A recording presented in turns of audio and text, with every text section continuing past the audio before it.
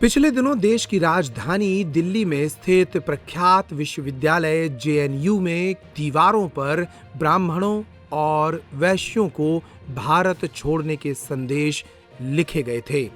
JNU की दीवारों पर लिखे गए इन संदेशों से देश भर में एक बार फिर जेएनयू की शिक्षा, संस्कृति और यहाँ पर पनप रहे नक्सलवाद पर सवाल उठे थे। जातियों के बीच विभाजन करने वाली यह विचारधारा जेएनयू से बार-बार बाहर आती रही है और इसका विरोध देश भर में होता रहा है। जेएनयू के इस विषय पर अब बागेश्वर धाम के पीठाधीश्वर पंडित धीरेन्द्र कृष्ण शास्त्री का बयान भी सामने आया है।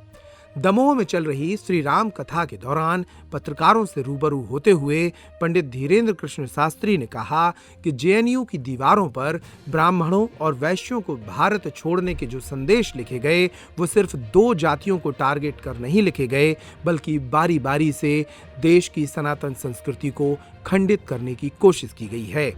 सुनिए इस मुद्दे पर पंडित धीरेन्द्र कृष्ण शास्त्री ने क्या कहा। विचित्र दशा है, ब्राह्मण क्यों भारत छोड़े, कोई भी समाज क्यों छोड़े, केवल ब्राह्मण, क्षत्रिय, वैश्य या सेवक कोई भी वर्ण हो वो भारत क्यों छोड़े, किसी के बाप का भारत क्यों छोड़े।